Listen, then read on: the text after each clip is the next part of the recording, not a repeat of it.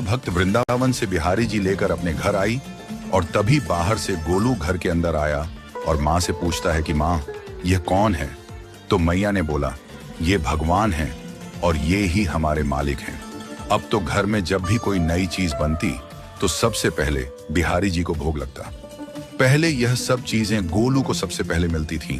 इससे गोलू बहुत चिढ़ने लगा और मन ही मन ठाकुर जी को कोसने लगा।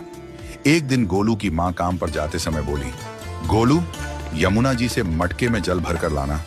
जब गोलू पानी भरने के लिए जाने लगा तो जाते जाते बिहारी जी को कहने लगा, खाने के लिए तो सबसे पहले तैयार रहते हो, लेकिन काम तो मुझे ही करना पड़ता है।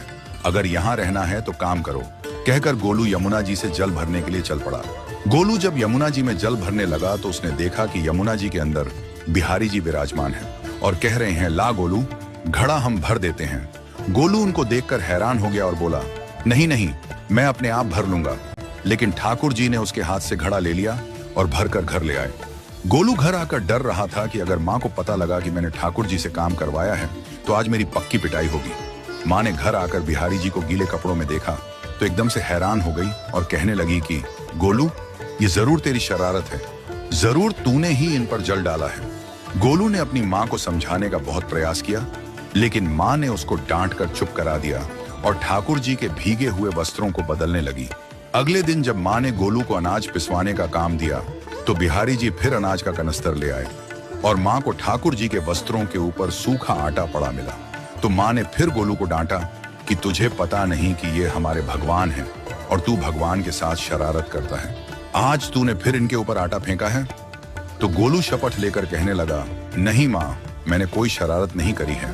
ये तो मेरे हाथ से गेहूं का कनस्तर लेकर खुद पिसवा कर आए हैं। गोलू की माँ आज बहुत गुस्सा हुई। अगले दिन फिर माँ बोली, बेटा गोलू, आज तुम्हारे बाबा बाहर गांव से वापस लौट आएंगे।